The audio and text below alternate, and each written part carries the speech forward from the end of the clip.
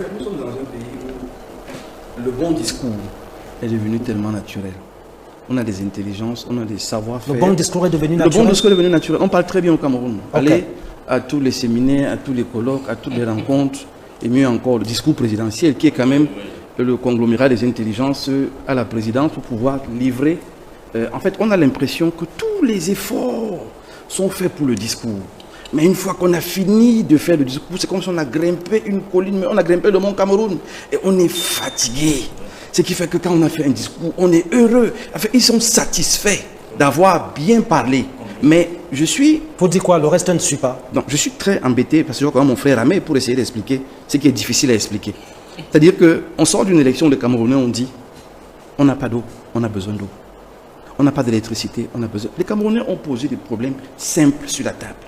Mais chaque problème qui est posé sur la table, ils en font une thèse. Une thèse parfois qui est compliquée à expliquer, pourtant il y a des mots simples qu'on peut mettre sur la table.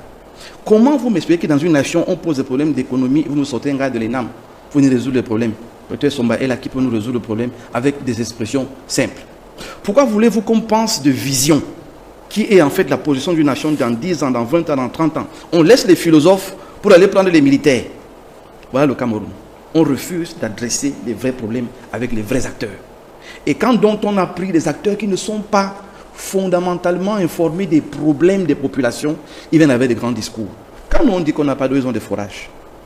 Quand nous on dit qu'on a des problèmes de carburant, eux ils ont des bombes de carburant, on n'a plus fini. C'est un péril même dans leur bureau, dans leur placard. On n'a pas les mêmes problèmes.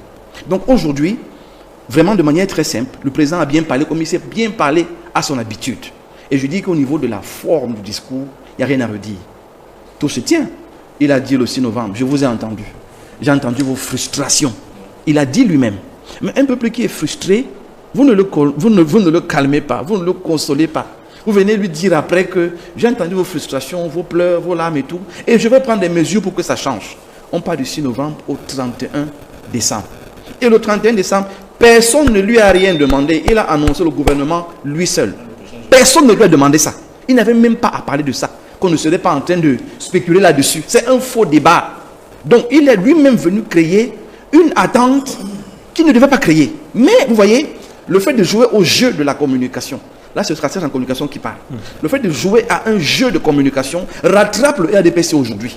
Parce qu'il aurait pu parler d'autre chose, qu'on serait en train d'attendre autre chose pratique et concret. Je vais simplement rappeler que toute politique publique a pour finalité le bien-être des populations. S'il n'y a pas de bien-être des populations, c'est une politique publique vaine, vide, abstraite, complètement loin des réalités sociales. Aujourd'hui, ce discours étant très bien présenté, très bien organisé, très bien structuré, s'adresse à qui? Est-ce qu'il s'adresse aux jeunes Camerounais qui ont des vrais problèmes, ou il s'adresse à l'intelligence, celle qui veut montrer encore au monde qu'on parle bien? C'est justement la question que je vous pose. Très bien. Est-ce que les problématiques réelles, concrètes des jeunes ont été abordées dans cette allocution? Dans cette allocution, le chef de l'État a parlé de l'emploi des jeunes. Il a parlé de la formation. Moi, c'est la seule chose qui m'a intéressé.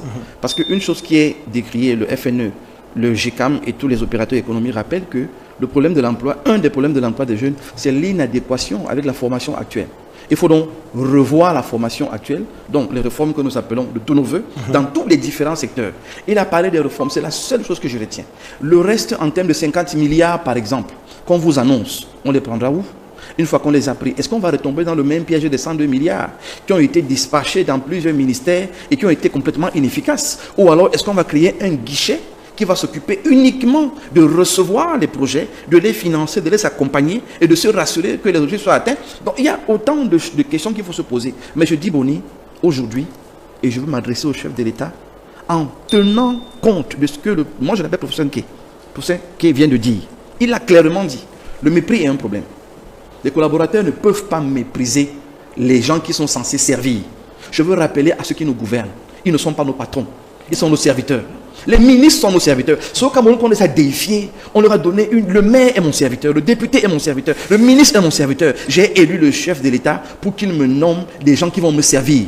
Pas pour me nommer des gens qui vont essayer de me mépriser, de m'écraser. On parle du mépris. De l'autre côté, on parle du respect même de la volonté populaire. Si on dit que nous sommes en démocratie, si on dit qu'il y a un contrat social, qu'on respecte au moins les désirata des populations, quand on rafistole les routes chez vous là, les jeunes qui viennent travailler, on les prend où? On devait les prendre dans le quartier. On les prend ailleurs. On rafistole et puis demain, personne ne s'intéresse à ça parce que personne n'a été impliqué à ce travail-là. Donc, il y a une façon d'opérer qui est difficile dans ce pays. Et je suggère pour sortir que maintenant que c'est lui qui est élu, c'est lui qui est le président, c'est lui qui dirige le pays. On n'a rien d'autre à dire en termes de Biamosgo, Biamosté. Ce n'est plus là le sujet. Le sujet aujourd'hui, c'est qu'il arrête les effets d'annonce. S'il veut même il échange de personnes dans ce gouvernement-là, qu'on commence par les réformes. Parce que s'il n'y a pas de réforme, ça va être une nouvelle mangeoire. On ne peut pas avoir, par exemple, un ministère de l'Agriculture et l'autosuffisance n'est pas naturelle. Ce n'est pas possible qu'on ait un ministère de l'Agriculture sous cette forme-là, ça ne marche pas. On ne peut pas avoir un ministère, en fait, des ministères des enseignements qui ne parviennent pas à se reformer par eux-mêmes dans l'optique de non seulement créer des emplois, donner des capacités aux jeunes pour les emplois, mais également être, j'ai envie de dire, des sous-traitants même de l'Afrique, aller dans les pays voisins. On vous dit par exemple qu'à RCA, il y a un sérieux problème de formation des infirmiers. On a combien d'écoles ici au Cameroun? Pourquoi on n'a pas un système éducatif qui réfléchit dans le sens de nourrir la sous-région? Et je peux citer d'autres ministères comme ça. Pourquoi on ne raisonne pas le Cameroun en termes d'action, de proactivité? Bon, on est toujours dans les discours. Nous disons donc qu'ils parlent bien, on les acclame. Ils sont très forts, on les acclame. On a des puissants sémioticiens qui ont des analyses incroyables, on les acclame, c'est bien. Ils n'ont plus rien à prouver après 43 ans en termes de sapiens. C'est bon. Mais vous dites, maintenant, c'est l'action qu'il faut. Après la rédaction de ce bon il faut l'action.